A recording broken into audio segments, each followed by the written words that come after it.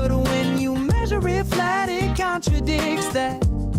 I'm spitting flat facts and that. And I know you don't like that. Google Maps is flat, it presents elevation profiles like that. I'm a spitting flat earth king. Sentence has a ring, doing my own thing. If earth was a big roast chicken, factually finger licking chicken, we just got the measurements missing. I'm spitting eggs and begs, begging the question lesson. I've said it before, time after time. I'm the spitting flat earth king of rhyme. Welcome to Flat Earth Debate Uncut and After Show.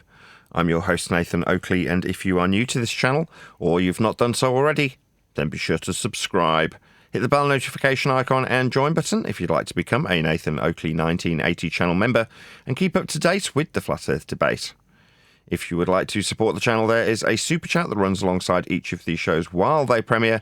There's also a coffee, Patreon, crypto and thanks button in the info box below the video. Speaking of Patrons, I'm going to do a quick shout out to all of you who do support me on Patreon. So a massive shout of thanks and appreciation to Smith Tools and Purchase, Level Plain Poem, Vitaly Z, Colton James, Survive the Spin, Thomas van der Zander, Measured Flat, Tiers Morgan, Mitch Kennedy, Rod, The Name's Burley, J Mel's 24, Ulamento, Iron 26, Retro Bill, John Kays, Patrick Gunnels, Hairy Blade, Mobile Mac 777, Rob W, Del West Watson, Unbelievable Productions, Blue Ridge Ranger, Abraham Mohammed, Skeptic 936, Texas Mike, Chow Yun Cat, and Dank. So another massive thank you to all of you for supporting me on Patreon. Links to Patreon are below this video. With that, I'll hand across to whoever is in Discord and Google so you can enjoy their dulcet tones while I set up for today's live show.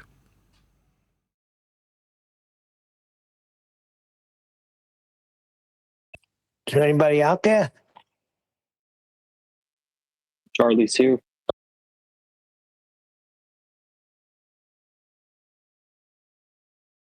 Yes. How you doing, Neil? Nathan? I'm all right. How are you? Fantastic. Jolly good.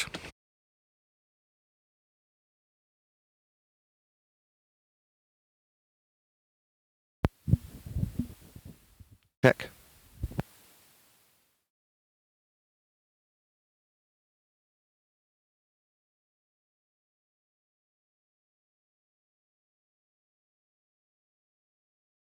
Everything's working beautifully. My radio mic works nicely. My main mic works nicely. Very happy. Very good. Did you see that?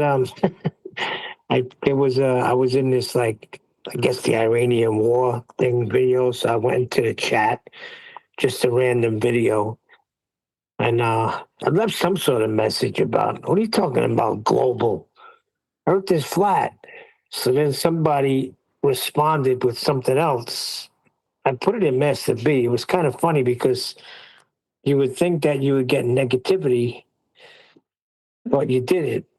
You know, you got something like this guy Alpha Omega. Let me get the first statement he made, first of all, because he made two statements. The first one he made was, it don't move and it ain't round. And he's got a straight line underneath with a plane, right? So I responded, that's correct, Alpha. And then the next one he sent was, he said, I use the statement above to help them to think, because as soon as you say flat Earth, their brain shuts off. No, the brain shuts you off. I found that interesting. I mean, it had nothing to do with flat Earth. It was a war freaking video, but there was a flat Earther in there. Can you send me the link to the video that you wanted me to cover on Friday, John? Yes, I can.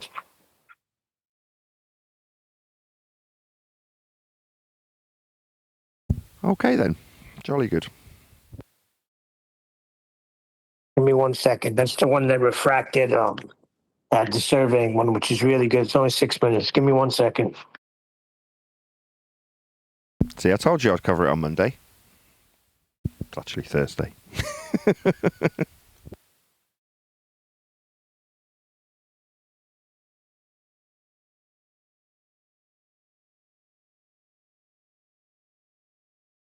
really good video.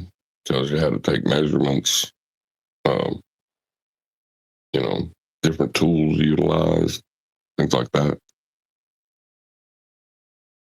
I actually really want you to have a listen to chapter 11 of the book, because it's specifically talking about things that, I don't want to say that your subject matter expertise is wholly that particular subject, but it's about the derivation of the R value, talking about things like Polaris measurements and differentials between eye level and surface level. So as much as I'm 99% confident I've got it right, I was hoping you could have a listen.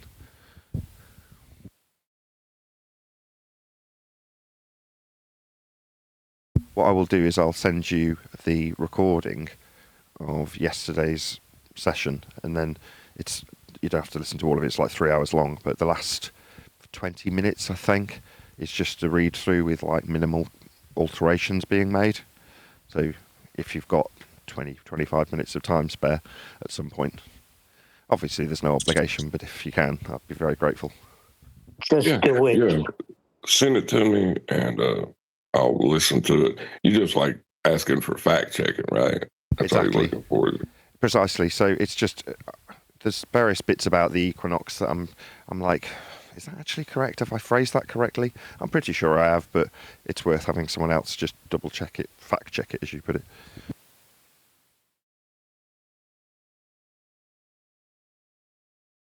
I'll dig it out. I've got to find it from unlisted videos, so I'll have a look. Videos are Master B whenever you want it. I'll do that first, so that it's ready for the live show. And then I'll go and turn that Tumblr dryer off. Craig's asking if I can go out for a curry with him on Friday, and I want to get the book done. Much as all the girls like kicking me out on a Friday.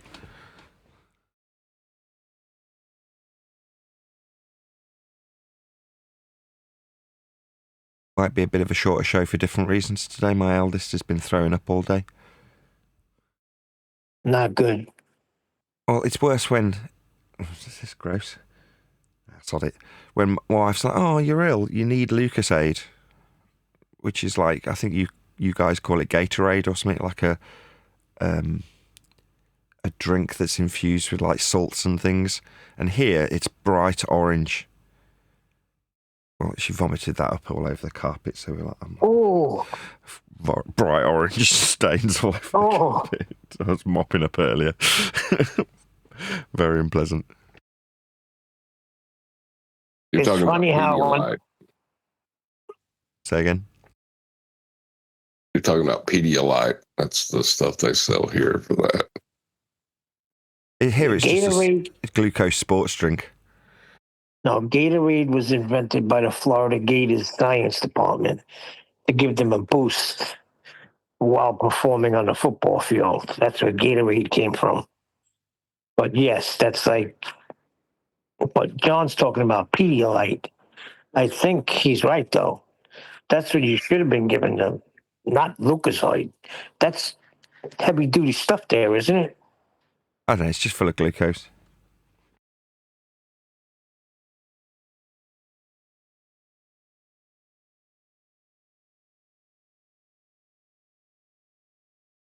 It's Just funny give it how some castor oil. castor oil. Castor oil. That's that old school stuff. When the little rascals were online getting castor oil.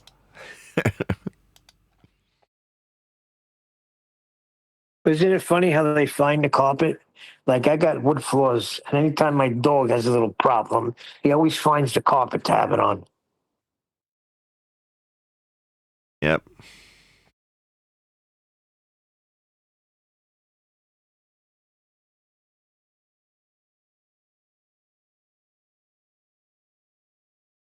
Straight away in this video, it's opening with a screenshot or whatever, a picture that I've used for thumbnails in the past as the opening shot.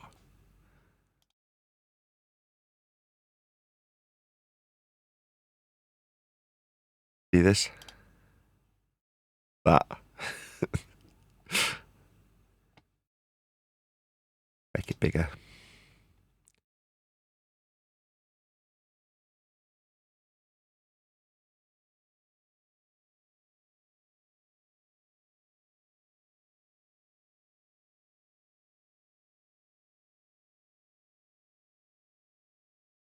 I think that's as big as it'll go. Good enough. Is this the right one? How does land surveying work? That'd be it. Yeah, okay, we'll cover that today.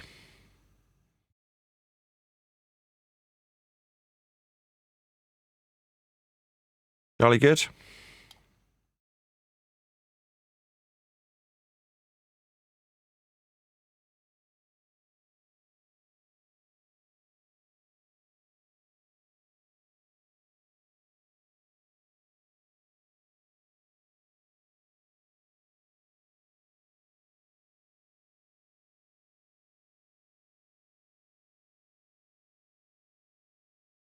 Good. We're all set up. Jolly good.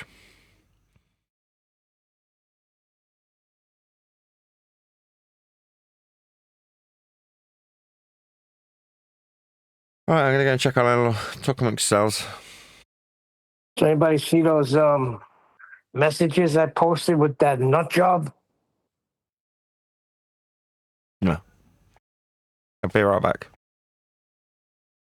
Len, you've seen a couple of them, right? Guy's crazy. Yeah, the guy is a certified fucking lunatic. And let's be careful. I don't want to say his name because I don't want to give him any. You know what I mean? They feed off that. But he's in for a little surprise because I got him. I got all his information.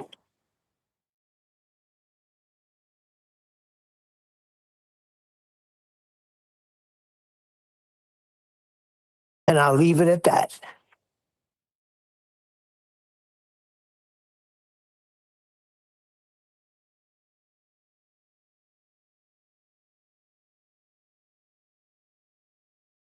You got to be able to protect yourself from lunatics, you know? So you know who I am because I put my name out there. But you hide under alias. But I found you. And we'll just leave it at that.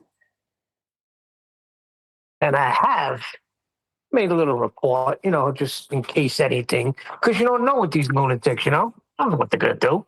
I don't know these people from a hole in the wall. If they're going crazy about the earth being flat, who knows what these wackos will do? So I'm covered.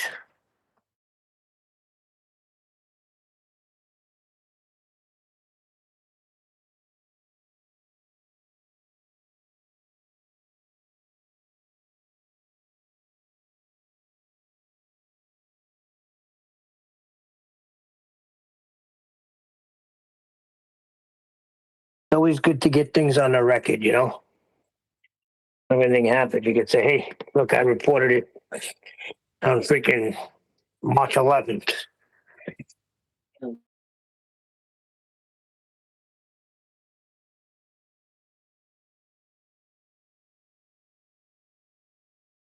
How's it going in Discord? Everybody okay? Yes, sir. Steve just got here. TV babes. Hey, how you doing? It's going good, Neil. How's it going? How's it going in 24/7? I seen a couple of you guys over there. Not me. I listen. I don't go in though. Where was I? Seen you in Earth Awakening. I seen you in one of them. Earth Awakening, you'll see me. Yeah. I go in that one. I don't usually. Yeah. What's some of the things they're talking about over there? Nothing different. Politics. Yeah. Talking politics now, aren't they? Well, Witzer came back yesterday. He was in there all day yesterday. Yeah. Mm. Yeah, that's right up his alley. Talk anything you want. He'll fit right in there.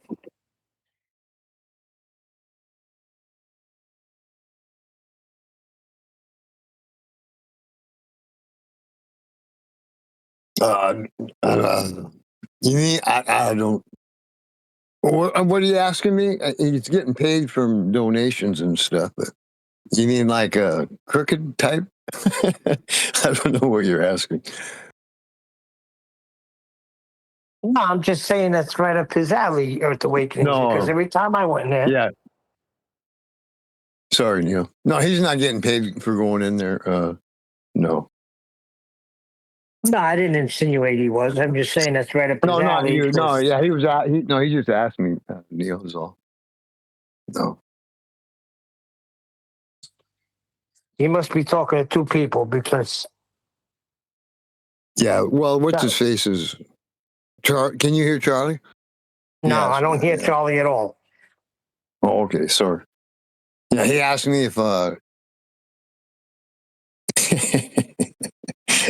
Can you hear him, Neil? No. No. Does anybody hear Charlie? Yeah, I do. Len, Refracted, do you guys hear Charlie speaking?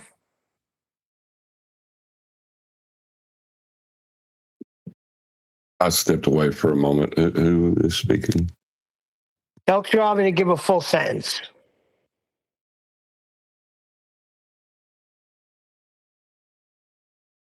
Is everything okay? I haven't heard Charlie yet, Steve. He said hello right at the beginning. No, Steve we got, but Charlie we're not hearing. I'm not hearing him. I'm asking if anybody else is.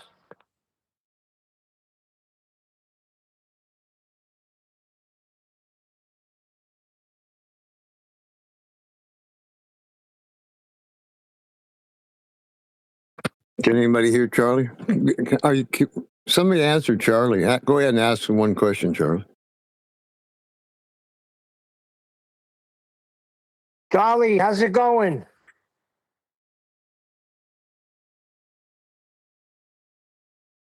Now he disappeared. Going that good, huh?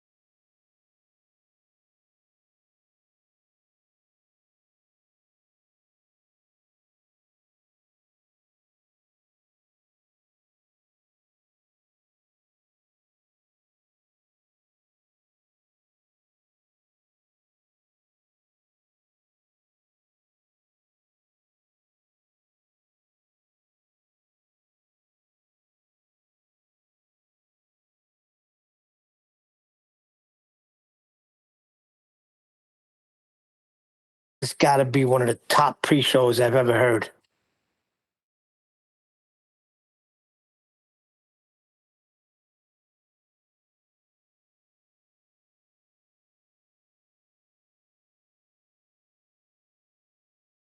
I'm a little busy myself at the moment, but I'll join in a bit.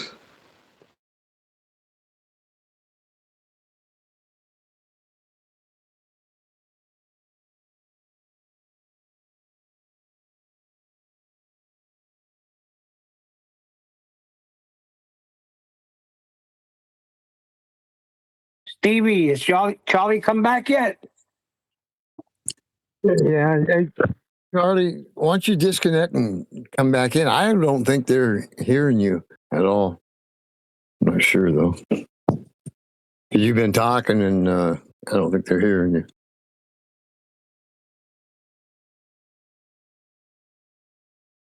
And we heard him when he first came in, but right now we're only hearing you in Discord. Mic check, mic check. There we go. There we go. How you doing, Neil? Very good. Now we hear you loud and clear. Awesome. So what I was saying was Earth Awakenings is right up with its alley because they talk about everything there. It's not focused on flat Earth. It's Earth awakening. So that covers anything. But no, I don't think he gets paid for going to these places.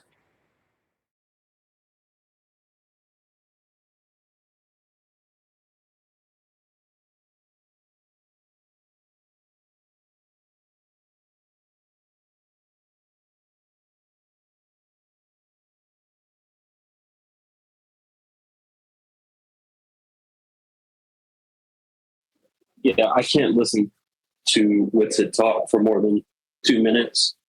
I gotta head out. Yeah, because he's a liar. He's a proven liar. And gets Yeah, caught you up can in hear it in his Antarctica voice. You can nonsense, just and then he hear. comes back and says, let's work together. I think he was talking in present tense. He was saying, I can't watch him for more than 2 minutes now. I'm heading out. No, I don't think he meant right at this minute.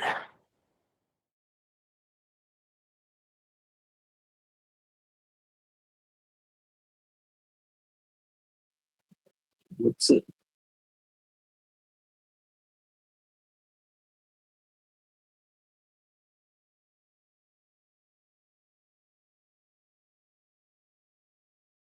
Right, we'll start live in about 5 minutes. I was intending to start early, but I haven't actually sat down in front of the computer yet. Been doing other things. So we'll actually start on time, as weird as that is to my brain at the moment, because I'd intended to start early so we can get a bit more book work done.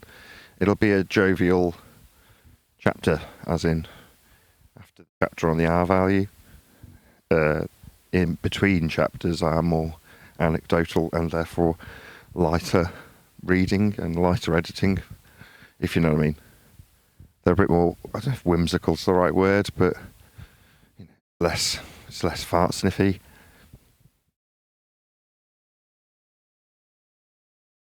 So you're going to get a few anecdotes in there, I see. Well, every in-between chapter is an anecdote. So if you put it in housekeeping context, it'd be any evidence of a physical geometric sphere-edge horizon, and then an anecdote about Tim Osman or Robin Poe or whoever, and then a chapter on gravity, and then a chapter on the rumpus. You know what I mean? So it's like saying it to my mother, because she was asking me yesterday, how's your book coming along? I'm like, yeah, it's all right. It's getting there. And I was like, I'll send you a copy of the almost finished draft. And if you find it heavy going as you're reading through the main informational chapters, just skip to the next chapter, because it'll be a lot more anecdotal and, lowbrow, basically. People talk about people, you know what I mean? I don't want to condemn the reader, but by the same token, it's like there's going to be a certain housewifey types that are going to be more intrigued about my interactions with people than how Copernicus did things. You know what I mean?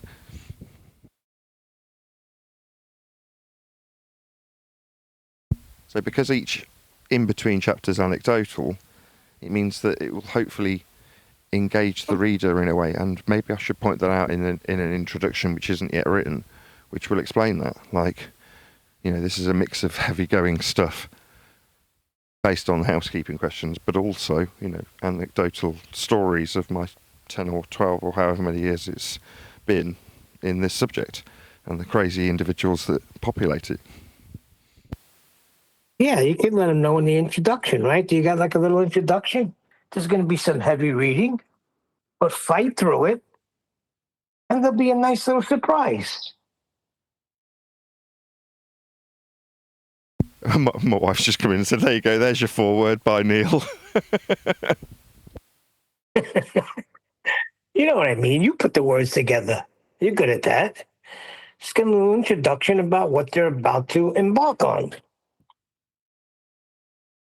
Yes. But see, you know what I was thinking, Nathan? The parts that we think are like, oh, this is boring, people are going to find that interesting because people are still talking about things like that.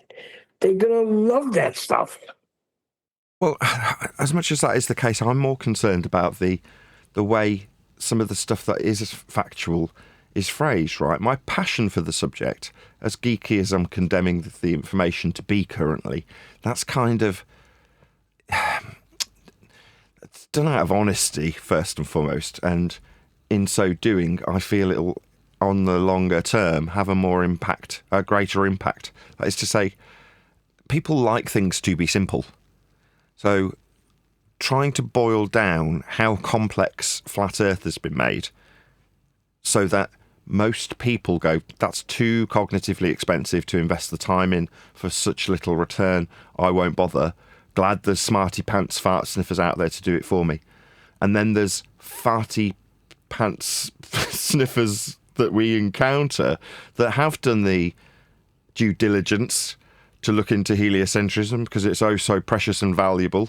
I'm being sarcastic, of course. You know, it's worthless. It doesn't generate any use. You know, there's nothing coming out of it. I mean, the best we've had out of what a multi-billion-dollar industry is Velcro and the calendars, but we got those a long time ago. Our concepts of time have been altered, but ultimately are pretty much set as a standard that nobody's complaining about.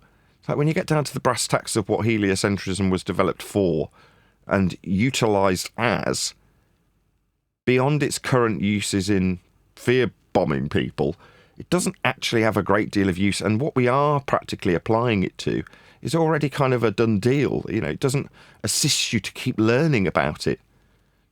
So beyond a control structure, it's not that useful. But like I say, it's just above most people's pay grade without sounding rude, because there's plenty of people who are incredibly intelligent and don't know about heliocentrism. That's not what I mean. I mean that in terms of the investment that you're prepared to put into heliocentrism, most people go, nah, it's just not worth it. You know, I don't want to spend my time learning about this stuff. When Chocolate describes him going, gravity, that don't make no sense, and then kind of leaving it at that, in school, I've got a very similar experience, right? You have the bucket swinging around your head and you go, that don't make no sense. You know what I mean? But you don't necessarily invest the time in figuring out why a heliocentrist says it does make sense. Yeah? Because you go, well, what's the value proposition for me? Now, there's other people who are dweebs that do see the value in being able to go, actually, and then educate you on what they have invested in. But invest you must in order to be of that ilk that can sniff their own farts and tell you actually, and then educate you in something that you couldn't be bothered with. Now, when it comes to that, my point, I'm getting there, I promise, is that as much as I can condemn the information as being boring and having already served its purpose and having set standards that won't change, utilise a flat plane and aren't worthy of argument, they're ultimately still benefited and sought after, let's just say, by our dweeby opponents. My edge in that particular regard, because there's going to be people who do only want to focus on that particular part of the book, that information, hard going though it is, I want to know that I can actually do an eloquent job, a good job linguistically, of explaining this stuff to the audience as they're reading through it. Now, I've never written anything before. Like, literally, the last thing I probably wrote was for my, high school English exam, which I did very well in, despite going to none of the lessons. My point being that although I hope I'm good at communicating things, and I've always been able to get people to part with money when I was doing sales, it doesn't necessarily mean that'll translate into the ability to communicate that through text on a page. Those are very different skills. So, and it's a challenge.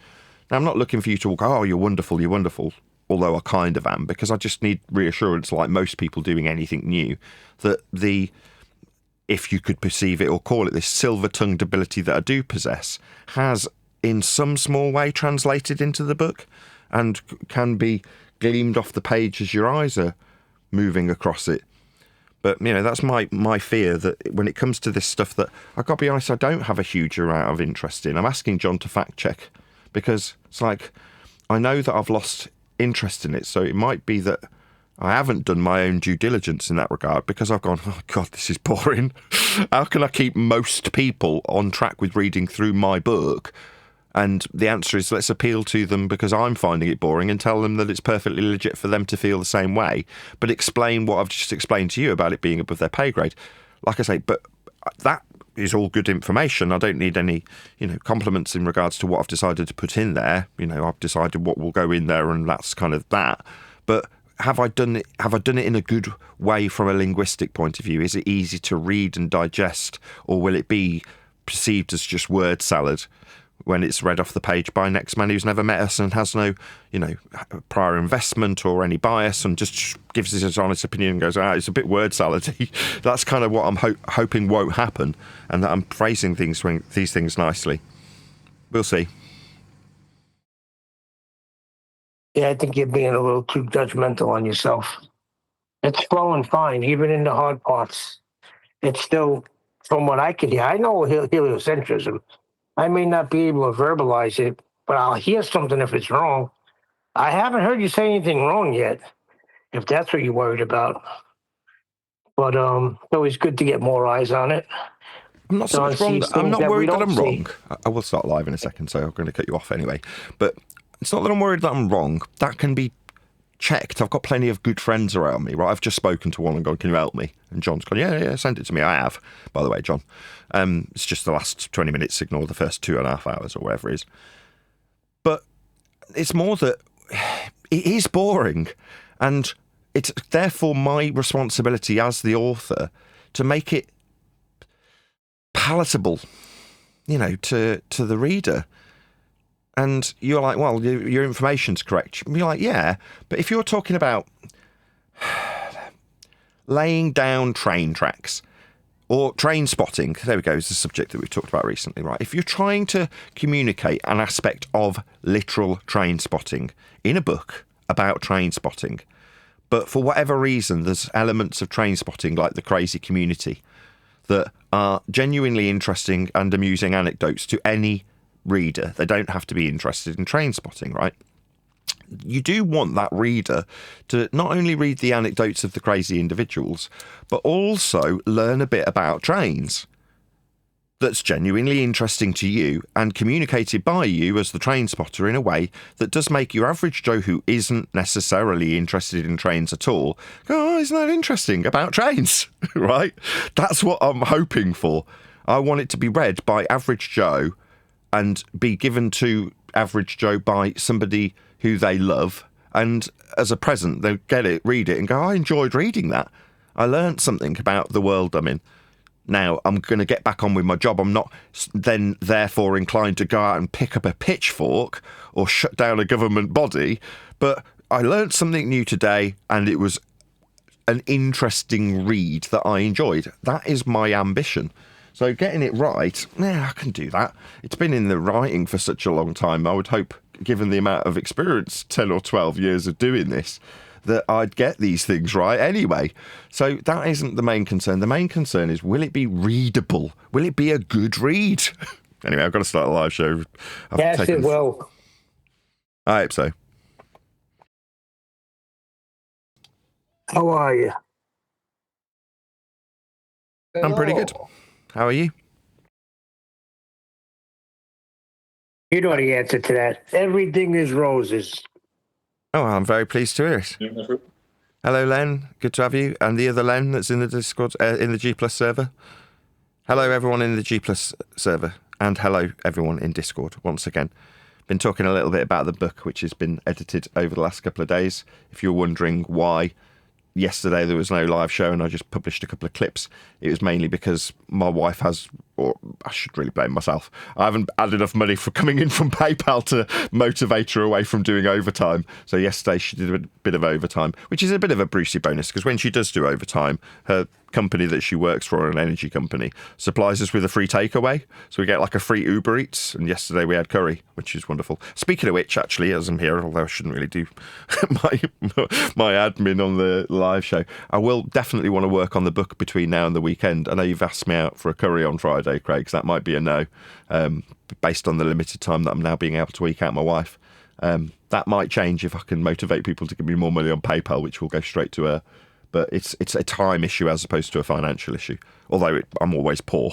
But Greg very dutifully pays half my bill most of the time I'm going out for curry with him at the moment.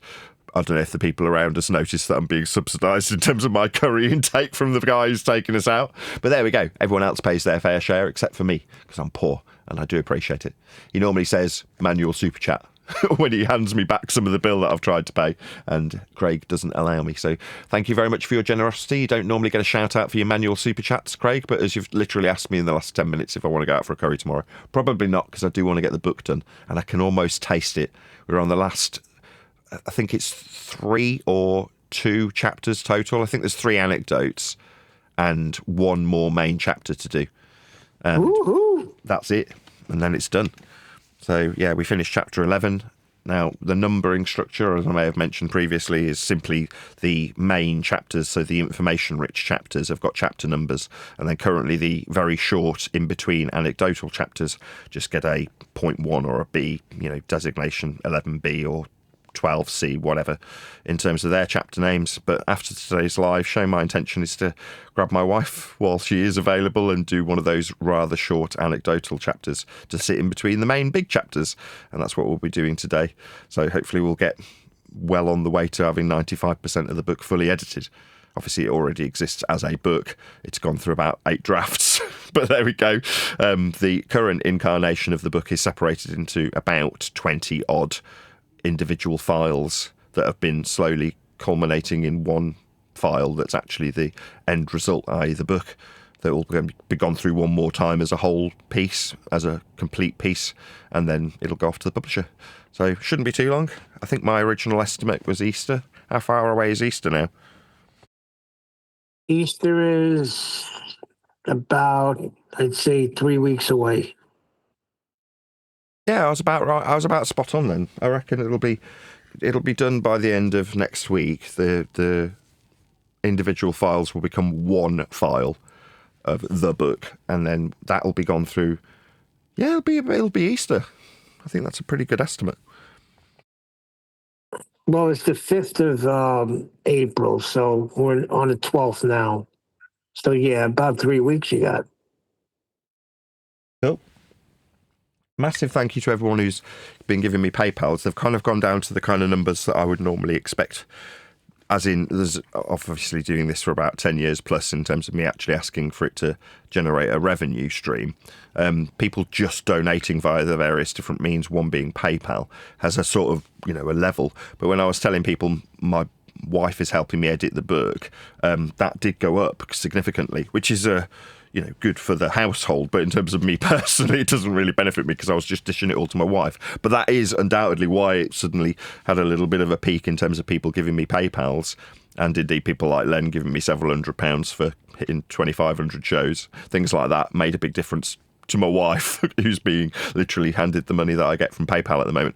I've also asked her if she will continue to receive that revenue stream by being that third party that communicates with people on my behalf via the emails that I've been getting from regular audience members and people of my own panel and Discord and so on, who've been sending me their favourite YouTubers, ideally with a contact piece of information like an email address. If you know that they give that out, you'll know where to find it quicker than I. But if not, just the name of a given YouTuber that people who watch me also watch and would go, yeah, I'd like to see Nathan talking about his book, All Roads Lead to Flat Earth, on that YouTuber's channel. That's enough for me to warrant asking a third party to ask them on my behalf if they'd like to have me on, plug my book and earn a commission or whatever it's called, an affiliate amount of money. I don't know how to term that, but the money that you'd get from being an affiliate, having the link to the book, and ultimately making a few quid from having me on your show. That is something that will hopefully entice a few YouTubers. I just need a list. So that might be the case, that the stream of money that I do get from PayPal is continued to give to my wife, keeping her off the overtime wagon, so that she can do work for me, basically, in terms of just emailing people and saying, would you have Nathan Oakley on your show? He's got a book to promote. There's an affiliate program. You'd earn 30%, things like that. And out of the, let's say I've got 50 so far, I haven't actually counted them. I might read them out in a minute so people can hear the type of names that are on the list. That list will be contacted, and then probably 1 in 10 of the people that are on the list will respond in the affirmative. And the other 9 will probably either ignore any communication or require work. That is to say, like a round robin recontacting list, which requires spreadsheets and time, and that's the kind of thing I'd be enticing my wife to do by continuing to give her all my PayPals that I get in.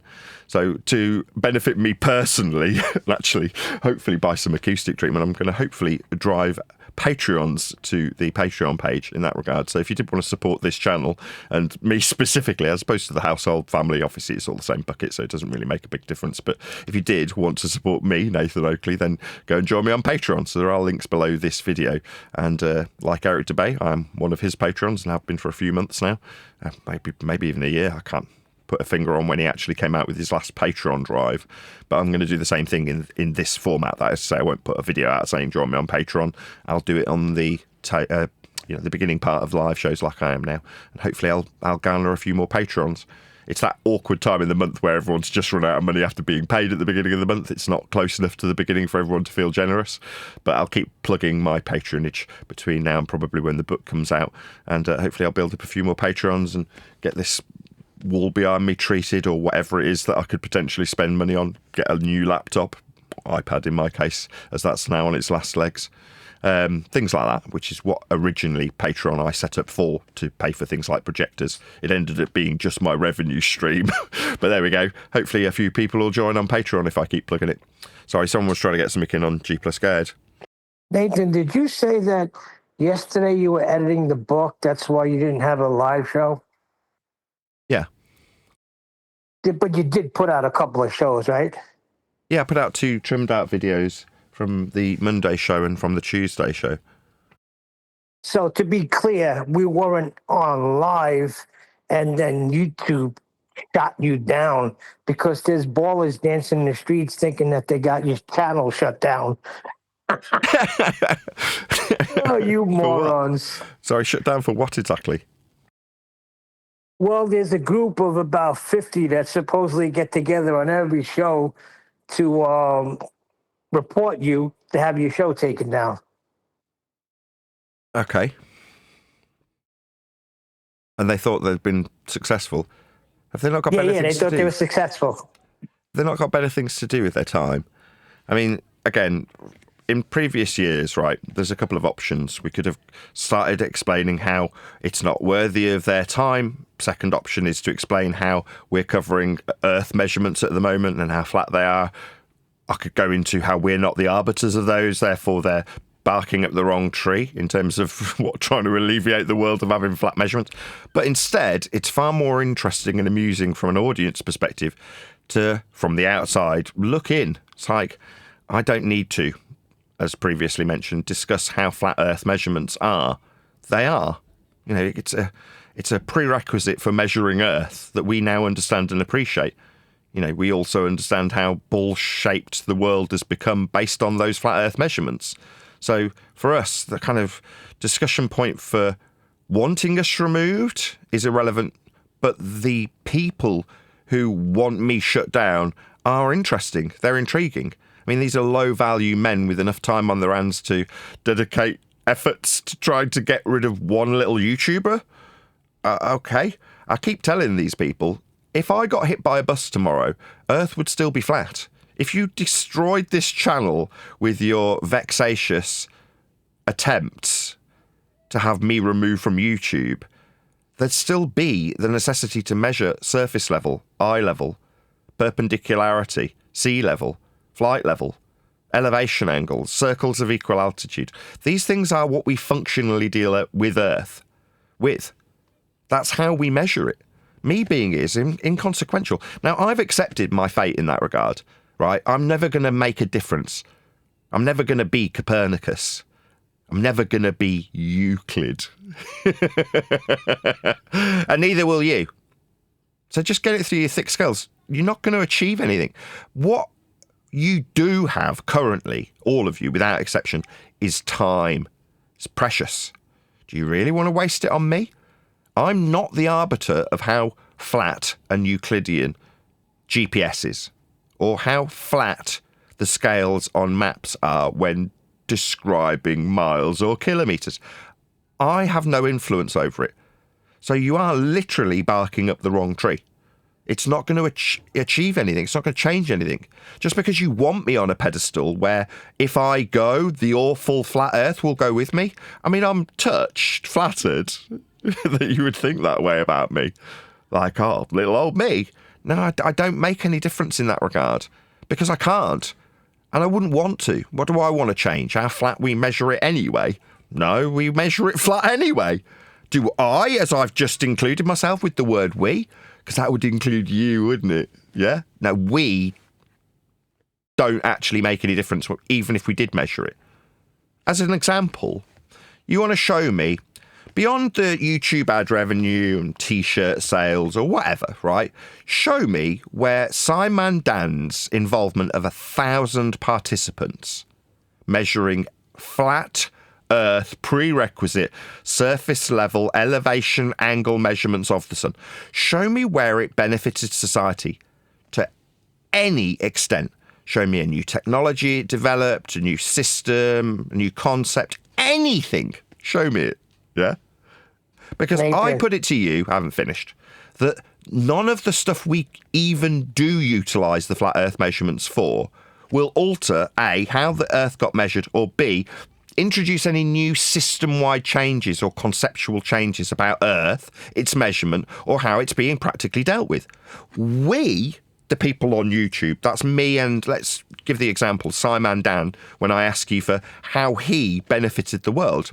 Now, I know from personal experience, having tracked the sun on a Flat Earth Live all those years ago, before the debate even existed, as a flat earther, that while it might seem like we have a consequence, like we can make a change, yeah? Like, I'm looking at the man in the mirror and I'm going to make that change. You're not. You only change you.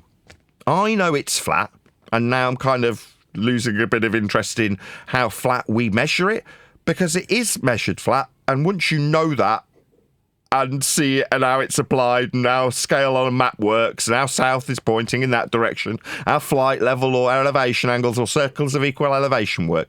Once you know that, you know, kind of what you're going to look at, well, it's you, because you become more interesting. You aren't going to change the world. And feel free to show me, if you were one of the participants, what did you change? Did you give us a new calendar, a new time structure, a new way of flying? Did you change the measurements of sea level with your 1,000 elevation angle measurements of the sun? I put it to you, you didn't. Even if you were measuring Earth flat, exactly as I say you must, because you do. It's the only way Earth gets measured. But if we measure it, we're not making any difference. We're not achieving anything. It is literally a complete folly. Me tracking the sun on a Flat Earth Live, Dan measuring his elevation angles to affirm his sphere belief with flat Earth measurements. I mean, it's laughable, but it doesn't actually afford him anything. Nothing's come back, nothing practical, nothing useful. He's not developing a new computer chip. He's not giving you a new calendar. He's not developing a new navigation structure. He's not giving you a new map. He's not giving you anything. It's a complete folly. But to perceive that we're making a difference, we're changing the world, is pathetic. Yeah? It's very much gamma behaviour. Like, you're the secret king, you're going to change the world. You're not. Now, I'm not either, and I accept that. But you, because you're low-value men, want to reflect your perceived influence that you could have onto me, like I'm the one having it and need knocking off a pedestal. Now, that is just as pathetic, if not more so. It's like, if you want to think you can change the world, go out and measure the sun 1,000 times with flat Earth elevation angles to achieve absolutely nothing. Because it doesn't. Just wasting your time. Now, it's interesting to look in on you. You become the subject. When we've gone, well, flat Earth isn't about Earth and its flatness. That's kind of ipso facto just how we measure it. It is flat. But it's been created to be this social group. So let's step back from the debate. That's over. Earth's measured flat. And just look at what is labelled flat Earth from the outside, looking in, and go, look at these crazy people. They think that they're going to change how our mile works by getting rid of a YouTuber. You're like, these people are fundamentally idiotic. Do you think that if I get rid of a YouTuber, I'll change policy in government when it comes to measuring sea level? Are you nuts? Do you think I'm the arbiter of that, and by getting rid of me, you'll change it? You're demented. Now, I, as I say, feel very flattered that you project such influence onto me. No. I've got social influence, a couple of thousand subscribers, and that's about it. It's a very small, tiny little amount of social influence that I have. Now, maybe that'll increase with my new book coming out. Maybe it won't. But that tiny amount of social influence is it. It's to assess the social structure that's been called flat Earth. Nothing to do with Earth and its flatness. You're not changing that, and neither am I. It's just measured flat. It's not even that serious. Nothing needs to change. No one's crashing into the ground because they think there's a void opening up ahead of them. They're flying parallel to sea level, measured flat. So nothing needs to change. What's that? You've got a belief and you think that that's consequential? No, it's just something that's used to keep you under control, you pathetic little sod. That's all it is. No big deal. You relinquishing it won't mean that loads of people lose their jobs or that there's going to be a big uproar in society. Nothing will really change if you find out how flat Earth gets measured anyway. And you won't be changing anything, just you and your pain. But you and your pain are something that you have a very limited amount of when it comes to the time that you can reflect or even be here. So why waste it? Especially barking up the wrong tree. Yeah, okay, you got rid of me. Let's say I wasn't here. You had shut me down yesterday. You'd feel good, would you? Number one, for the guilt trip element. So me not being able to feed my family is a good thing. Well, that's why I'm telling you in the comments when I'm saying I'd rather beat you up than spend time discussing this with you. Yeah, that's me describing how I utterly despise you people. Because that's what you're like. You'd rather see a hard-working YouTuber struggle to pay the bills and feed his family. Because in your mind, that person influences how flight level functions, how maps get made. Ooh, you're idiots. But not nice idiots, deeply unpleasant idiots. Idiots who wish harm on their fellow man. Scumbags. But you, deluded idiots, think that you can demand our time, demand our answers. We don't care if you are on a ball. You can stay on that ball we know is measured flat to achieve. You can, and I don't care if you do. No longer will I be desiring to convert you. Most of the people who are furrowed towards us are deeply unpleasant people that I wouldn't want to be around. I certainly don't want to spend any time converting you. I don't care what you believe anymore. It seemed like fighting the good fight back in the day. It's not, right? All that fighting in this regard gets you is a bloody nose. People like you trying to take your livelihood off me or my kids, right? So you're deeply unpleasant people. And it is sincere when I say I'd rather beat the living piss out of you than actually have a discussion about how Earth is measured flat from this point forth. I'm just going to start pointing out how deeply unpleasant you are. Looking straight down the barrel of the camera and going, you want to remove a YouTuber who's worked 12 years of his life to build a channel that's tiny and has barely any influence? You're going to waste your time doing that, just proving to the world what a complete scumbag you are and justifying me saying, yeah, I don't want to spend time with you. And justifiably, I hate you. And anybody around you in society, they have the same feelings about you. It's just up until now, you've got away with hiding behind a rock of the internet and getting people who are unsuspecting to engage with you. But if they saw you, this demeanour, this unpleasant nature would be slapped all over your face. Yeah, people can read what people like you are like. And that's why you found your way here to the internet, so that you can lord it over people as you sniff your farts about some worthless information about Earth being a ball that no one gives a toss about. Most people don't want to even invest their efforts into researching it. Therefore, the people who have invested in this shit feel it's very valuable because they've personally invested their time into some nonsense about Earth being a ball. Therefore, they feel threatened when we prove them wrong. It's nothing to do with me having any influence about how miles are measured, or how parallel flight level is, or how circles of equal elevation are used in mapping, or how flat the reference frame for any angle measurement off Earth's surface is. That's how it is. But it's a perceived slight against their beta and gamma nature when someone like me comes on and goes, yeah, your investment in this garbage was worthless. It's just an affront. You're just offended by me. That's the reality. But looking as we are now in this very moment at you and what you do is going to be more intriguing to an audience. People love talking about people. The highbrow days of talking about Copernicus and orbital motion, all these poncy mathematics and alleged to be geometry, it's not. They're not measuring Earth. That's done flat. That can stay in the past. We've done it. And did fart sniffing get us more friends or more super chats? Nah, it didn't get us any money or more friends. just made people look at us like they look at you when you start talking about Copernicus, and then wanting to shut down a YouTube channel because your oh so valuable heliocentric information's been challenged. It makes you, when we analyse you, as we will moving forward, look pathetic. And that's what we'll start focusing on. People love talking about people. And who are these people who like talking about orbital motion and gravity? You're boring, that's who you are. You're the low-value men of society. The ones that women generally look past or completely ignore, and the one that men generally want to beat you up rather than talk to you because you're irritating, and most of the time cheeky, yeah? Till you get a slap. Then you find your way to the internet, don't you, dweebs? So you can fart, sniff, and tell people how intellectually superior you are to them on here, where they can't see you and probably don't know your real name. So, moving forward, rather than the highbrow discussions of the mathematics and orbital motions that are derived from flat Earth measurements, as intellectual as that may sound, we'll just look at you. That'll increase my YouTube numbers. People love talking about people. In this case, the low-value dweeb reject men who populate flat Earth. That's who we'll be talking about. Yeah, that's right. I'm talking about you. If you're looking around going, who's he talking? You. I'm done.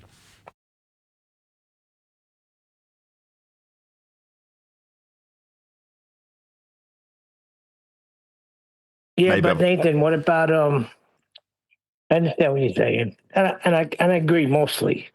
But what about people that say, yeah, you may not be Copernicus, you may not change the world in that way, because it is already measured flat. Everyone knows that. But there's a change in the way people think, and you may be responsible for that because you do have a YouTube show. It is called Flat Earth Debate. It did start out as a debate. It was hot and heavy for a while, and now you're just coming to the conclusion that there's nothing to argue about. It's no big deal. But it is a big deal to a person that may come to this understanding through hearing your shows or reading your book. I mean, yeah, I get it, and I have empathy. I'm not talking to those people, am I? Right? I'm not addressing that guy who goes, oh my God, my entire world's changed in an instant. I thought I was flying through space on a ball moving around the sun in an elliptical motion of orbit. And now I just find out it's like, wow, that's life-changing. And I go, no, it's all right. It's actually not that big a deal.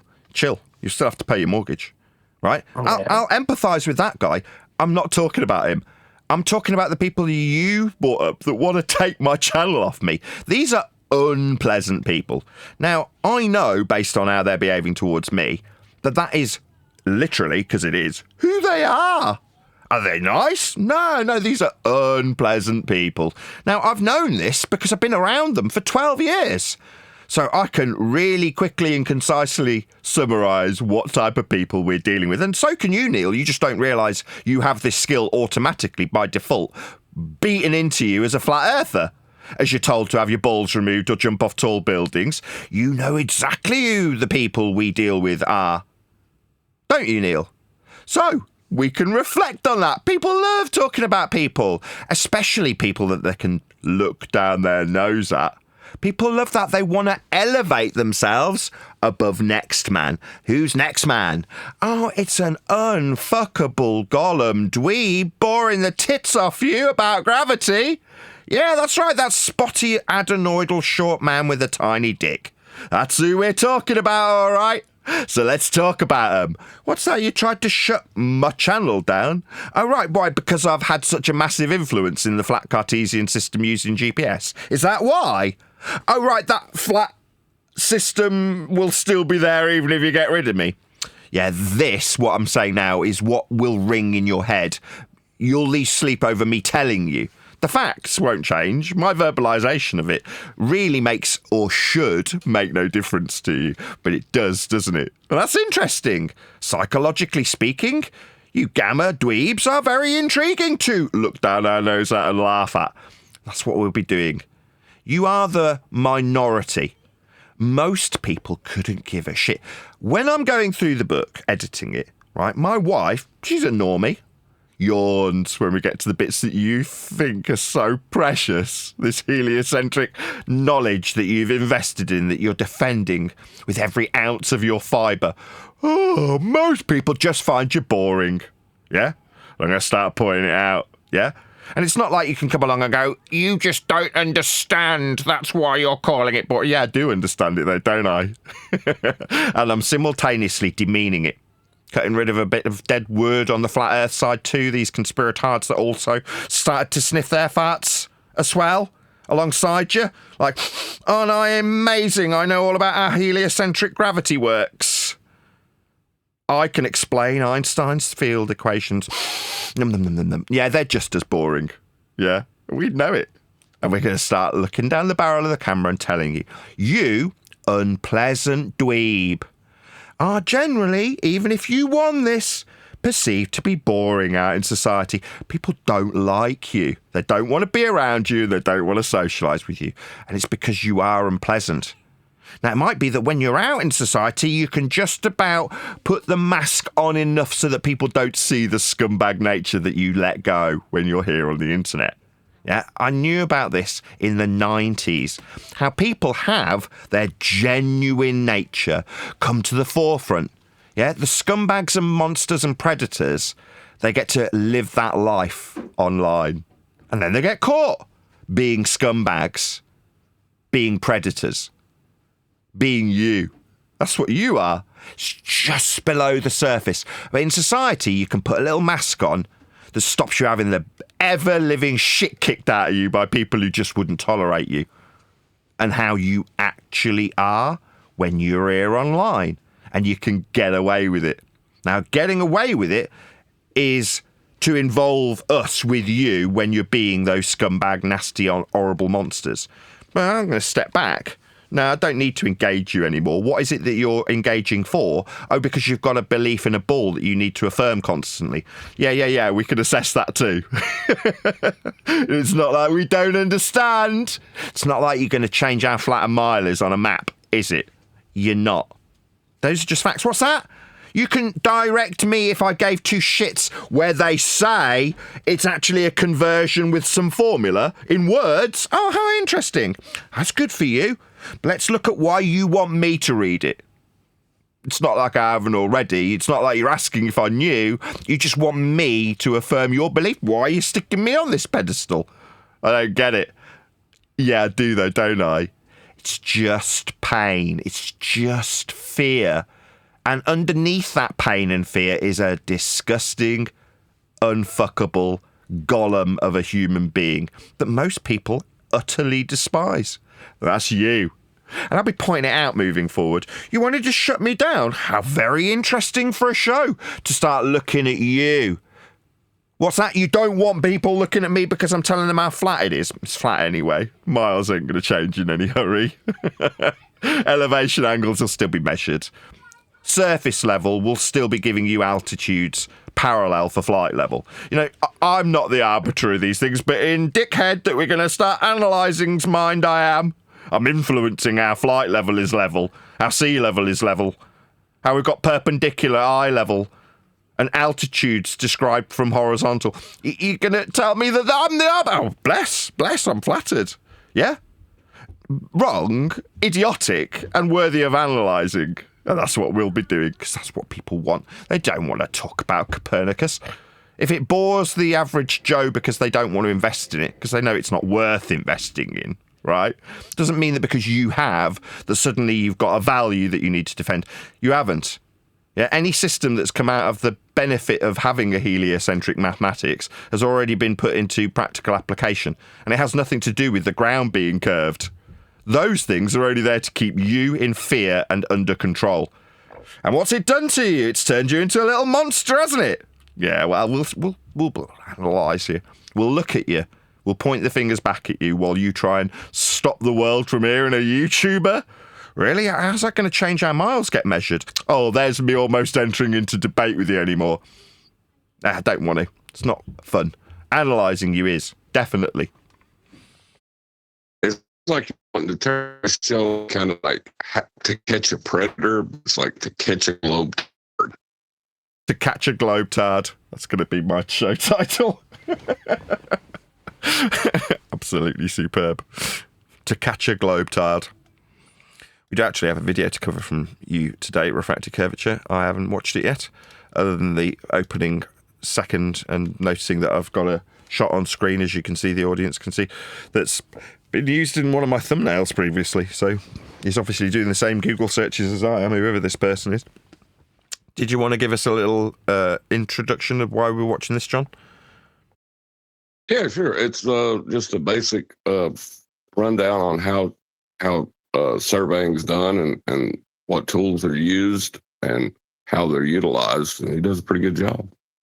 Of measuring tools in our everyday lives. Rulers, protractors, squares, and tape measures, etc. These work fine for small and medium-sized projects, but what if we need to lay out something big, like a road, bridge, dam, or pipeline? Hey, I'm Grady, and this is Practical Engineering. Hello, Grady. On today's episode, we're talking about one of the civil engineer's most important companions, the land surveyor. And we're going to do a little bit of surveying you can try at home. So can we just establish at this point that me playing this video does not mean I am the arbiter of surveying, or that I control how frickin' set square works, or just for the people who are, you know, deluding themselves when they were trying to get my channel taken down yesterday, or that removing Nathan Oakley 1980 channel will change any of the principles used in surveying. Just a heads up, they're all flat.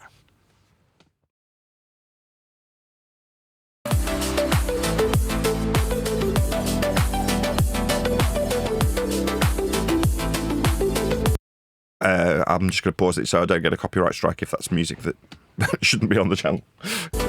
This video is sponsored by Blue Apron. More on that later. Jolly good. As he's plugging something, I should plug him. So this is Practical Engineering. He has 4.7 million subscribers, so he's not exactly in need of any help from me promoting his channel, but nonetheless, I would do as I would hope would be done for me if somebody else was covering material that I've covered on my channel. So in that respect, I have stuck a link to Practical Engineering's channel in the YouTube live stream chat. So if you are currently in my YouTube live stream chat, please pop along to Practical Engineering, drop him a like, drop him a comment. Everybody loves getting more comments on their videos, regardless of how huge they are. And just let him know, at Nathan Oakley 1980 sent me with a polite comment that just alludes to the fact that we have sent some algorithmic love his way. So that's Practical Engineering, link in the YouTube live stream chat if you are watching this live. If you're not watching it live, you can click on the live stream chat replay and pick up the link and do the same thing, which is go along to Practical Engineering and let him know, at Nathan Oakley 1980 sent me. Surveying is essentially the science of taking big measurements. It's not a science. Science establishes the cause of a naturally occurring phenomena. What you're doing is measuring things. That's maths. And you've probably seen these guys on the side of the road looking through fancy equipment on a tripod. Just about any civil engineering project starts with a survey to determine the legal boundaries between parcels of property, the location of existing infrastructure, and the slopes and topography of the land. Okay, so if we're dealing with slopes, we'll be dealing with a deviation from a horizontal plane of reference. So one word that is used so far that will immediately take us to the necessity to have Earth be measured flat is a slope. Now, the reason I've focused in on this particular word, there's been plenty that also have flat Earth prerequisites, is because the claimed deviation from a horizontal in the form of a slope is what is also alleged if you're going to suggest that there's a curve. It would be derived from a horizontal plane of reference in the same way a slope would be. Just not linear. Humans have always had a penchant for building big stuff, which means surveying is a career full of history and tradition. Okay. Stonehenge is cool. I've been on that. In one of my Oakley Chord videos, you can see me in the middle of Stonehenge at one of the winter solstices where they'll allow normies to go on the stones. So if you go to Stonehenge, they won't let you on the stones. You can walk around them and you're about 200 or 300 yards away from them. And don't get me wrong, even from that distance, they're very impressive. But on the solstice, they'll let you on. So there was all sorts of weird druids praising the gods of the south and gods of the north and gods of the west and gods of the east.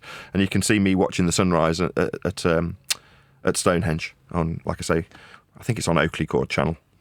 Behind every wonder of the ancient world was an ancient geometry nerd who laid out the angles and alignments during construction. Right, angles. Sorry, if you'd have got me shut down yesterday, would this guy still have the 4.4 million subscribers or whatever he's got, talking about how he's going to acquire elevation angle measurements, and they've always been measured that way, going all the way back to ancient history? I'm pretty sure he'd still be talking about how flat Earth got measured, wouldn't he? But you want to get rid of little old me? Barking at the wrong tree, you bunch of dweebs. Nice that this guy admitted that the geeks do this. Yeah, they do. Some of them are likeable dweebs. Like this guy seems very pleasant and very amiable. Others go around trying to relieve men of their careers that they've built up. Those are very unpleasant people. If you don't know who you're being talked about, it's you. That's who I'm talking to and about. Surveying's also how we created accurate maps of the continents, like the Great Trigonometrical Survey of India, which took almost...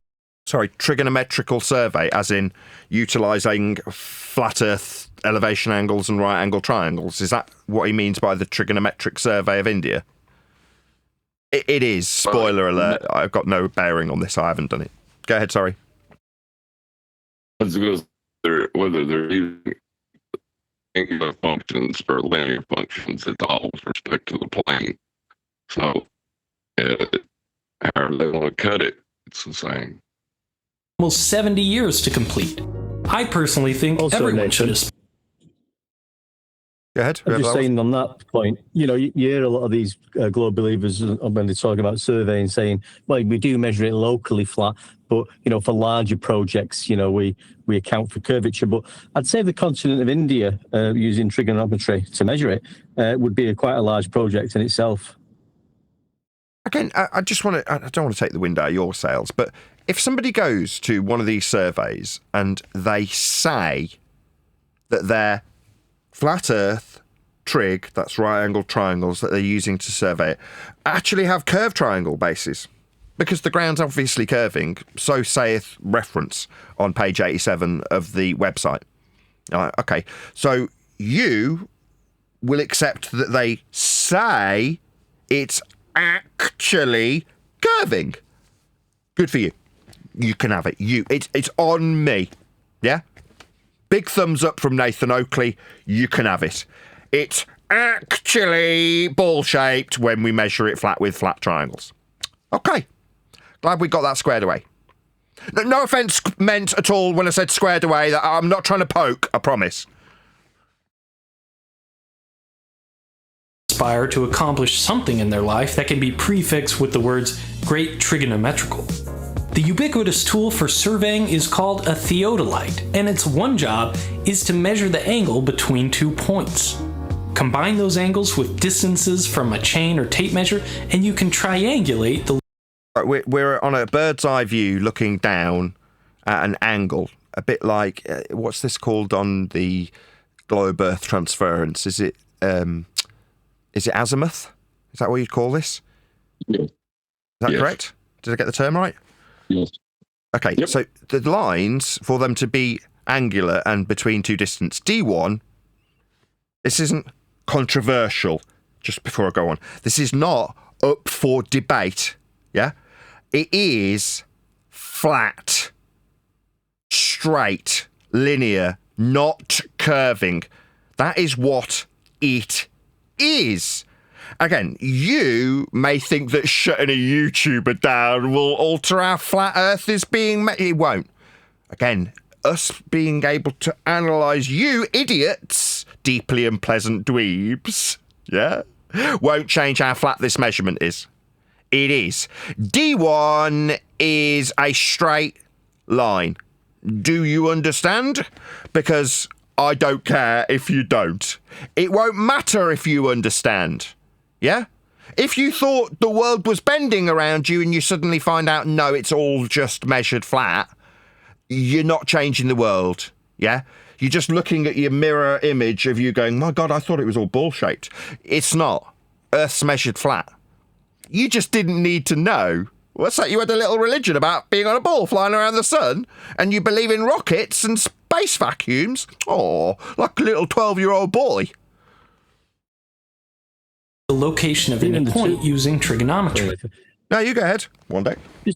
Just saying like the tool we spoke about, that tool is designed to measure horizontal and vertical angles and distance.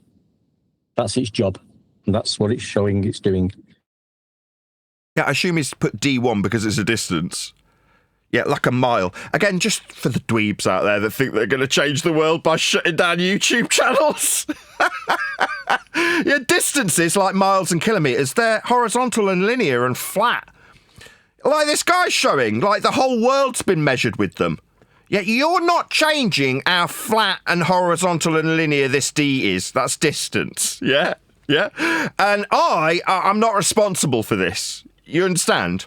Now, as a YouTuber, previously, I could sniff my own farts and detail these processes. I mean, it's good to react to them. But I'm much more inclined to look at the unpleasant people that yesterday tried to shut me down because I talk about how flat Earth absolutely unequivocally gets measured. It does. And I'm not changing that. I'm not influencing that. It's been done that way since ancient times by other geeks. What's that? You think your geeky knowledge of how actually they say that these D lines are curving, is that actually correct? Is it, you boring ass dweeb? No, it's not. No, they ipso facto are flat, but I don't want to engage in this discussion with you anymore. Piss off, yeah? Go away. I'll analyse you for coming and wanting to shut me down because you can't cope with reality. That's what it really boils down to. This on screen is how reality gets measured. It's flat. Earth's flat. That's how it's been measured for a very long time by other dweebs that aren't you, right? But your belief in it being ball-shaped leaves you in fear. Fear that your investment in heliocentrism might be challenged. Fear that the world might not be as you've researched and sniffed your own farts while you're pretending to be around people who actually care about your information. They don't. They find you boring. Nobody wants to hear actually. Horizontal and linear means bent. Nobody wants to hear you. You're boring the tits off everyone. Yeah? And it's not like if you weren't boring the tits off them with heliocentrism, you'd suddenly be pleasant people. You're not. That's why you're here online, in my comments section. Yeah? Contacting Neil constantly at 4 a.m, because you're deeply unpleasant people. People that others don't like being around. That's you. Now, this on screen, this is a fait accompli. I mean, Earth just is measured flat. There's no debating this. You want to debate how they've surveyed it? Okay, go and debate them. But you're here trying to shut me down. Oh, I mean, I'm flattered. Like, sincerely. Please share the show. Don't try and get me shut down because you can't cope with how Earth gets measured flat. That seems kind of sad. Modern theodolites, called total stations, can not only measure angles, but distance as well. And they have onboard computers that can do the calculations and record the data for later use.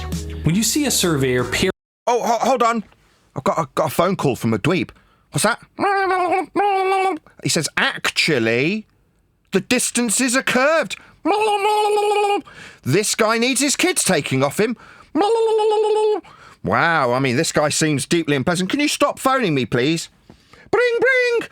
What's that? You've got 4 million phone lines and you'll call me as much as you feel necessary? Oh, wow, you sound like a really pleasant person to be around. Should we go out for a beer? Peering through a funny telescope, it's probably a total station, and he or she is probably sighting a reflector to record the location of a point.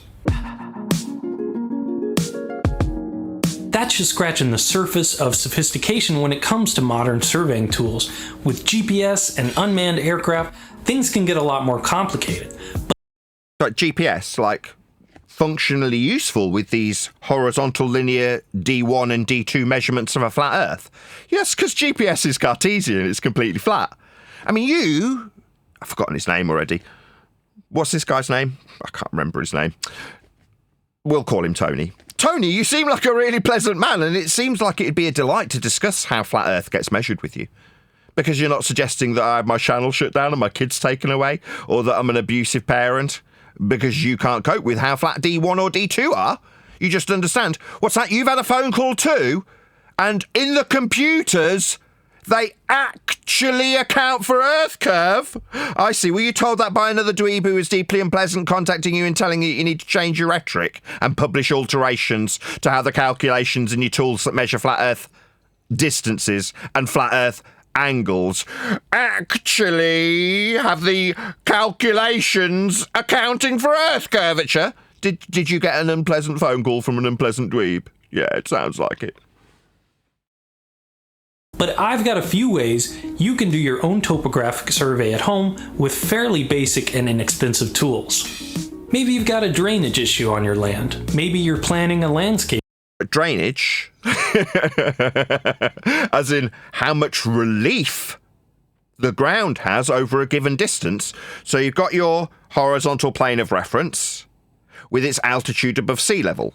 And then you've got a vertical axis for a datum to describe how much relief, that slope, you on your land have to drain the water away.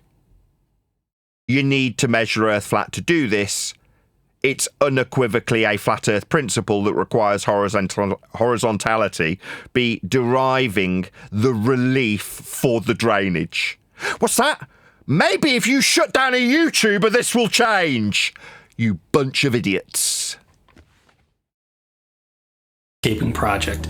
Or maybe you just want to exercise your God-given. So is this a flat square grid that he's drawing on? Yeah, I've done it. I drew up a blueprint for my folks when they designed a building, and I did it on flat squared paper like this guy did. I mean, I wasn't changing the world or anything, just designing a building that eventually got erected. But we did it with respect to a horizontal plane of reference, and that's how it got drawn out, like this guy is on his squared paper. What's that? Hold on, I've got a phone call.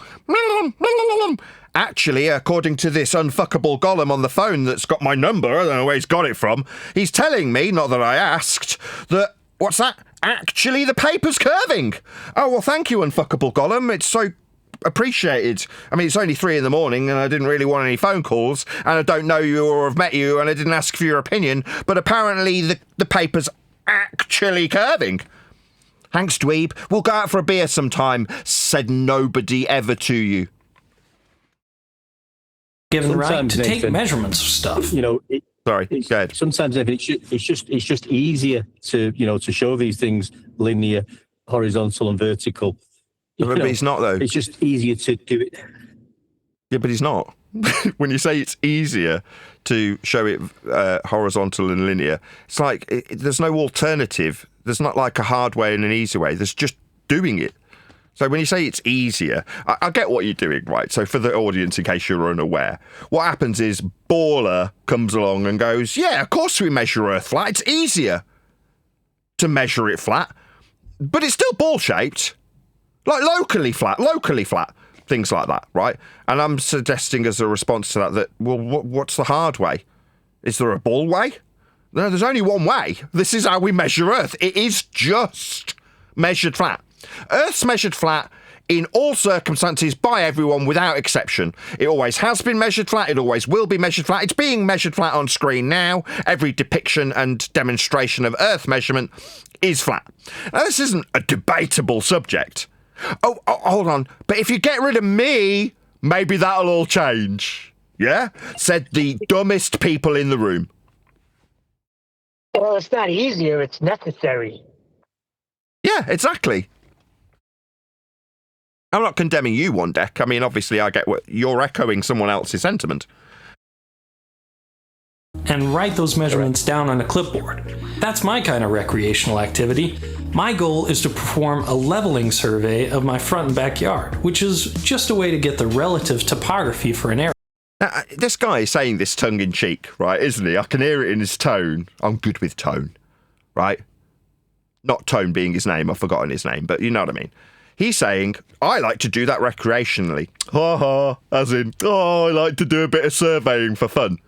Now, don't get me wrong. I'm sure this guy is actually that way inclined. That is to say, that is his job. He's making a living from it, and I'm in no doubt, like me being a YouTuber, he loves what he does, right? And he's not sarcastic in that regard, but he appreciates that, you know, making a measurement of, say, an elevation angle, or looking at the surface level topology that he's got, or drawing out a blueprint for a building, whatever, that it's not the most riveting thing in the world. You know what I mean? It's not the most exciting thing. Now, I mean, by contrast, when I was a rep, I'd be out in various different studios that have produced some of the finest music the world has ever heard. And I'd be in those studios looking at their desks and their equipment and flying all over the world, staying in hotels that have got Lamborghinis parked outside. It was very exciting. The way I could spin what I did for a living was exciting, and people genuinely were interested in hearing some of the anecdotal information about going to some of the studios that, I don't know, produced the music for the X Factor, and it was relevant and people were all talking about it. I was like, oh, I've been to Sphere Studios. Yeah. And then I'd describe some of the events that would take place in the studio about, you know, meeting up with a group of boys and asking them if they're okay with me taking photographs, and them asking each other if it was okay. And when they finally agreed, me turning around and taking pictures of the desk and the acoustic treatment and the speakers, and then turning back and seeing their horrified looks. Those kind of anecdotes are interesting to people who want to hear anecdotes about where their music gets recorded if they're music lovers. But there are music lovers, as opposed to survey lovers. Not a common term you generally hear. You don't tend to hear people describing themselves, oh, I'm a survey lover. Oh, yes, nothing more I like as an evening just to roll out a blueprint. Many hours of so much. No, you don't get that. But people do genuinely love music production and music reproduction. So that's something that I can instill a kind of enthusiasm in someone when I tell them one of those stories. This guy, by contrast, when he says, I like to spend my rec time doing it, he's tongue-in-cheek, I can hear it in his tone, because he knows it's boring. Why am I highlighting all this? Yeah? Because by contrast, this is exciting. Contrast to what? Oh, not music.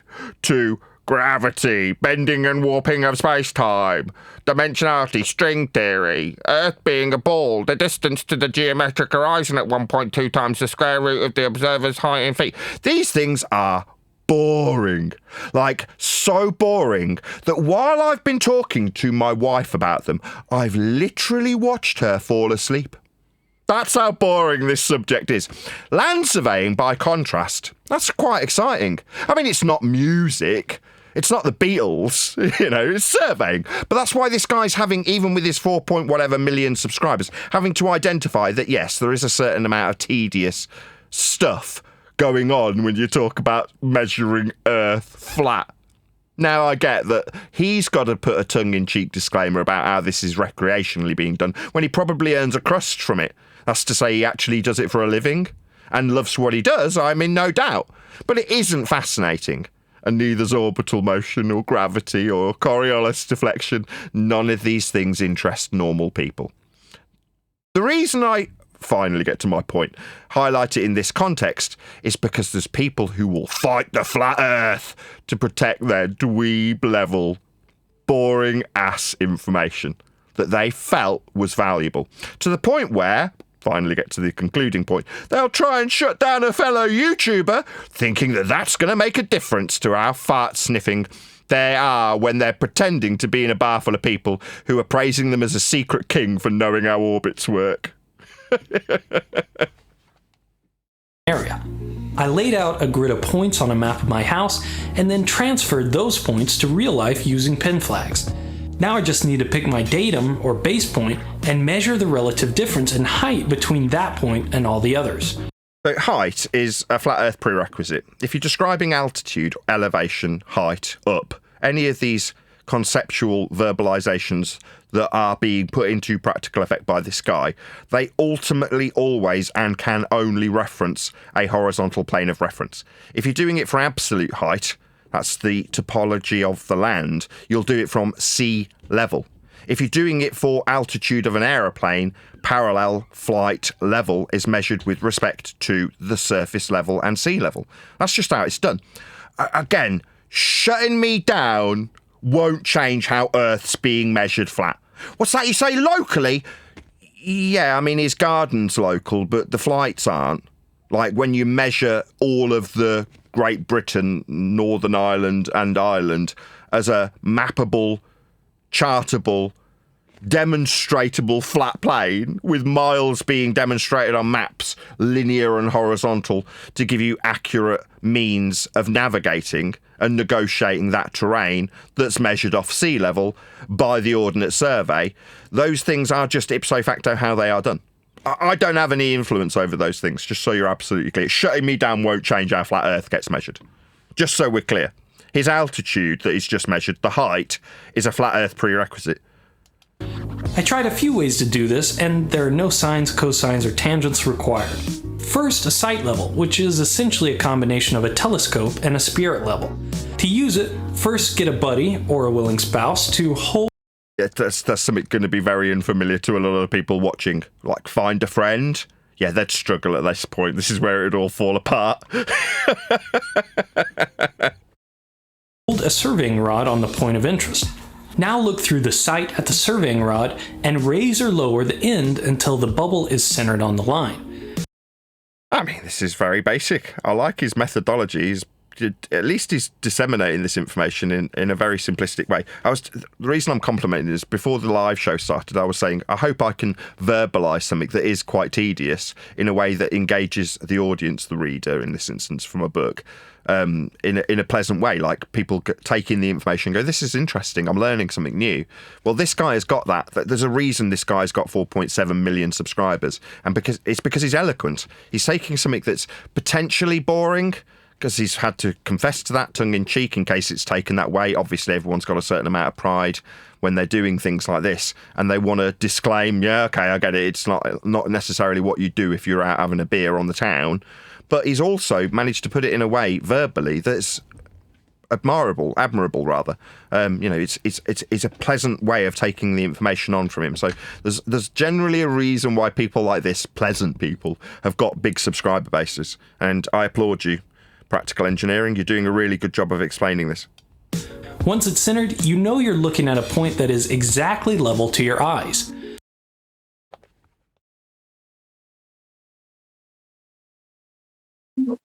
Yeah, notice right there that level is a horizontal plane. I didn't even say anything, John. I just went on camera and just kind of rolled my eyes. You know what I mean? Track the height of your eye line with the height measured on the rod. So these are axiomatic principles of perpendicularity and parallel lines with respect to Earth's planar surface for eye level, surface level, sea level, altitude. All of the principles employed when surveying the land. Earth's flat, ladies and gentlemen. If you're new to this information, do not be afraid. Do not be concerned. You'll still have to pay your mortgage tomorrow. Okay? It's not that big a deal. Don't worry about it. It's always been done this way. Yeah? If you want, you can just say you already knew it was flat because you had a general idea about sea level. Yeah, you did. You always knew it was flat. That's your elevation. It's not a precision technique, but it is cheap and simple, which is the most you can usually hope for in any part of a home improvement project. Love it. The next way I tried is a water level, which is literally just a length of clear vinyl tubing filled with a liquid.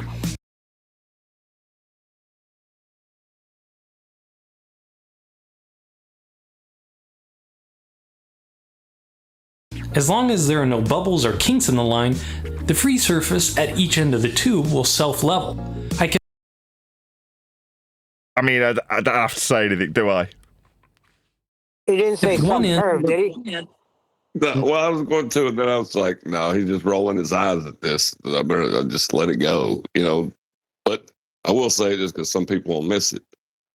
Level is horizontal.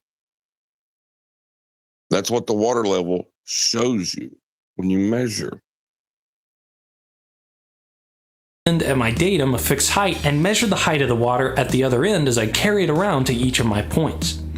It's a little more unwieldy, but it does have a distinct advantage. No line of sight required.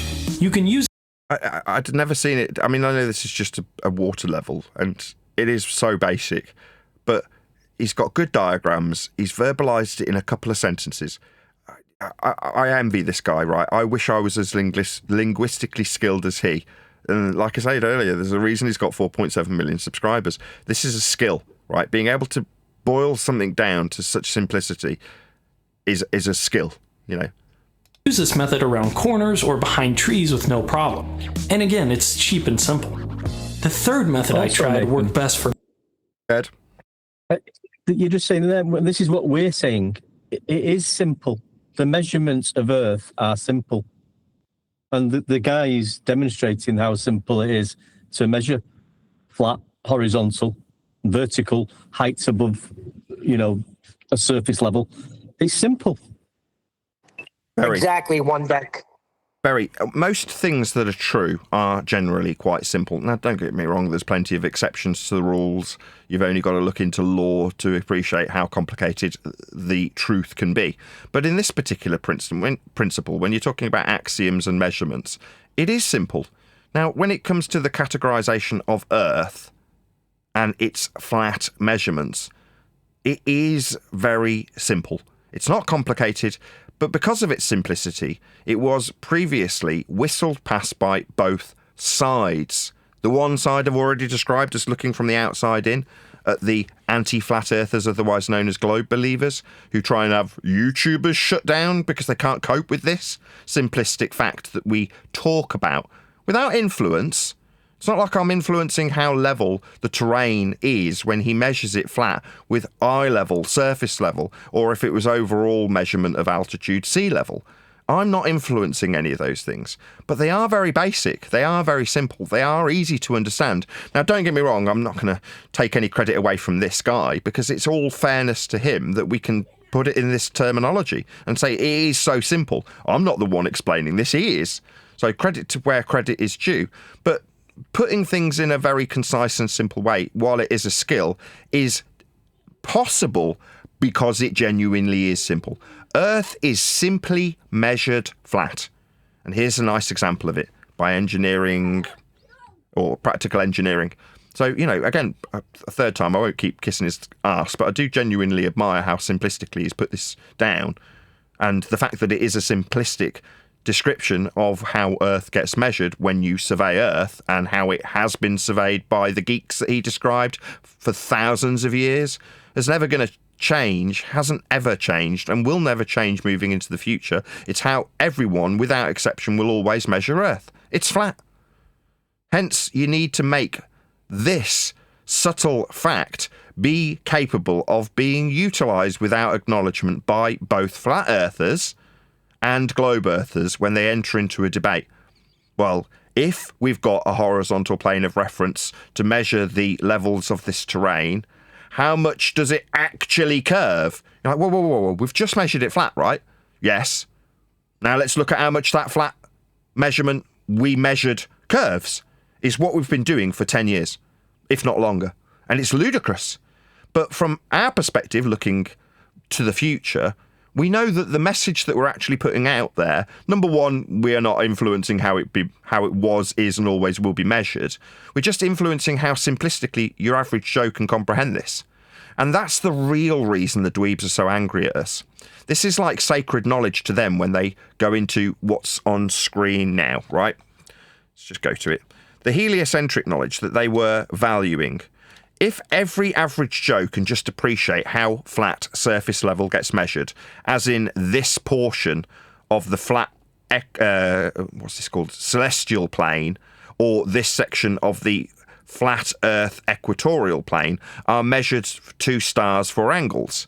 The complexity of wrapping spheres around measurements of angles that give you locational data with Haversine formulation is something that a dweeb who loves sniffing his own farts can lord over Normie because Normie doesn't want to invest the time in learning this. Now, we have not only learnt it, we've gone past the point of fascination because we appreciate how flat Earth is actually being measured in this very depiction that has a globe in it. But that means that simultaneously, by making it simple, it robs the dweebs of their ability to lord it over the next man who didn't see it worthwhile to learn about Haversine, to learn about gravitation and its alleged force in a downward vector moving to the centre of a spherical Earth surface, 111 years ago, or the bending and warping of a fourth-dimensional pseudo-reality invented by Einstein. Those things that most people saw as boring and didn't want to invest their time in has got a whole army of dweebs that have invested their time in it, and we're taking it away from them by saying it's just measured flat and then showing how it is just measured flat. Go ahead, Neil. Yeah, and I got to give you credit on that. You praise this guy for making things very simple, how he explains them. Well, you do the same thing when you get into heliocentrism. You explain it in a way that's very understandable. So don't knock yourself down too far, because I was listening to you edit the book, and you're on point on everything. The way you explain it, the way you break it down.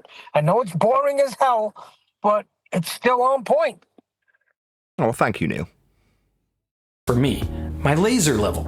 Here's the thing, I really like lasers. I relish any chance I get to use them in a constructive way, and this is perfect. The laser level creates a perfectly horizontal line that can be used to line up cabinets or pictures or tile. But yeah. Oh, dear. Well, no, again, I was going to focus on his, desire to introduce something that's cool, right? It's like, lasers, cool. You're like, yeah, you're not wrong, lasers are cool. No, I'm not your father or whatever. But it also shows up perfectly on a surveying rod. You don't need a helper for this method, but you do probably need to wait until dusk. Oh, this one's perfect for you, dweebs. You don't need any friends to do this one. They'll Unless still your need a lasers- horizontal plane of reference to do it, though. Oh, absolutely. I mean, there's no exception to the fact that Earth's getting measured flat in all circumstances.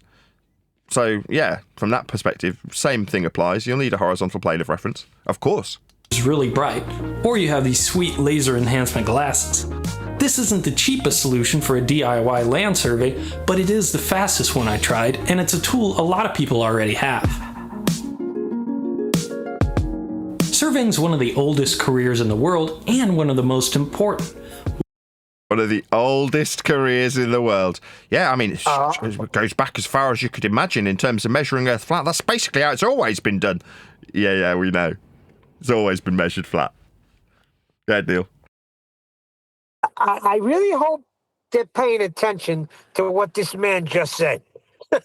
So it's Why? very vital. Because land is important. If you own some, it's probably your most valuable asset. Now he's onto something there. I was on mute. Why do you need to be told that there's no land, that they've run out, it's wrapped around a ball surface, when it's actually measured flat? What's the point? Well, this guy's just summed it up beautifully, hasn't he? Yeah? In reality, they own the land. The people who keep you under control, the people who made the maps, the people who dictated how the surveys would be presented to you, to gerrymander and propagandise those same maps.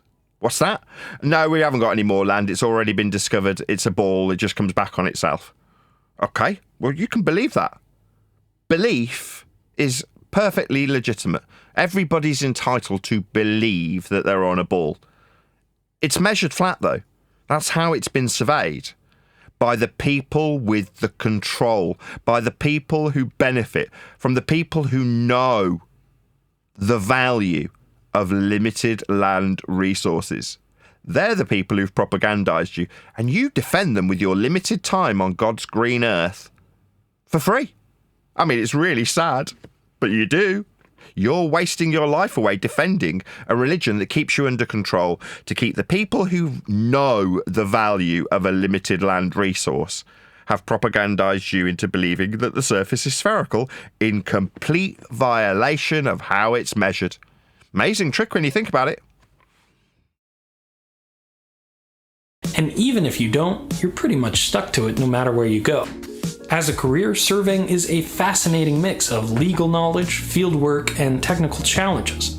And since civil structures are too big for conventional measurement tools, the surveyor is one of the most important companions of the civil engineer.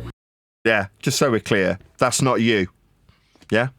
I mean, you might go out and survey something, but you're still just going to use flat earth prerequisites. You're not going to change the world if you happen to be a person that's building a bridge.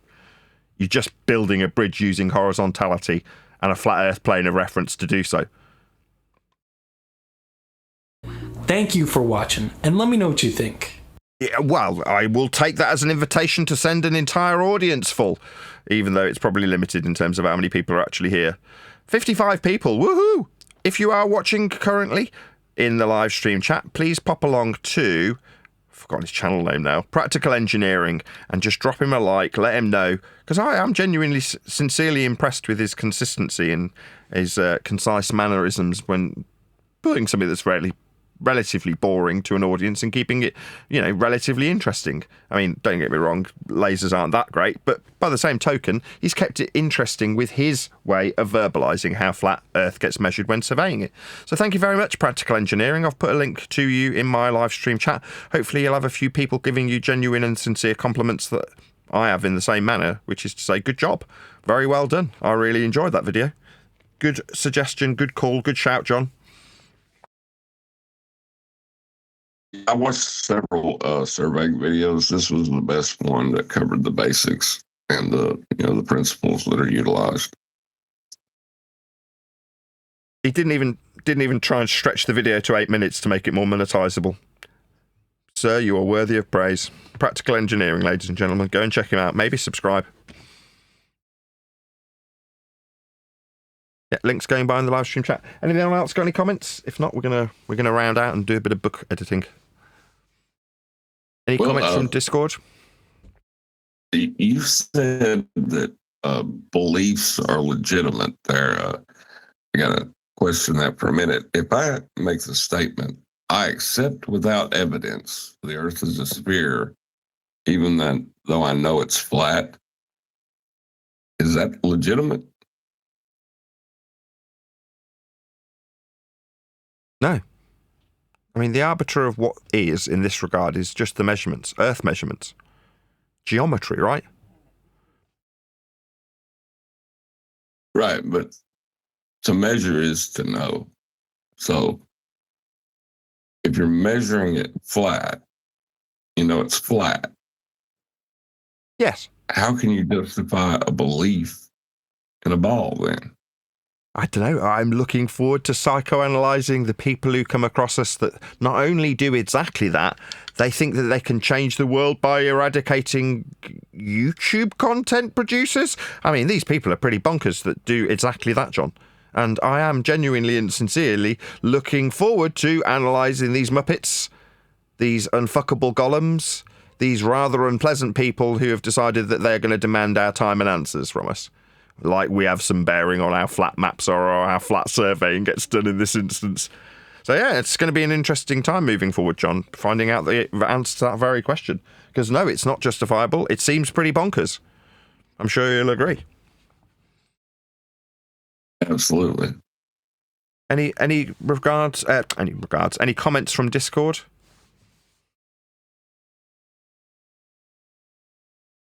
Any other comments from the panel? If not, I'm going to round out this show.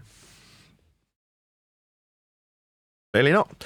With that, I'm going to say another massive, huge, enormous thank you to both Discord and G+ panels for making today's pre and live show possible. There will be no after show to follow, as I'm going to be hopefully utilising some of my panel to help me edit my book. It's not their book, it's my book. They'll be happy though. So massive thank you to all of you who liked, commented, shared, subscribed, joined as a Nathan Oakley 1980 channel member and all that good stuff. I've been Nathan Oakley and I will see you all in the next video. But when you measure it flat, it contradicts that. I'm spitting flat facts and that. And I know you don't like that. Google Maps is flat, it presents elevation profiles like that. I'm a spitting flat earth king. Sentence has a ring, doing my own thing. If Earth was a big roast chicken, factually finger licking chicken. We just got the measurements missing. I'm spitting eggs and begs, begging the question lesson. I've said it before, time after time. I'm the spitting flat earth king of rhyme.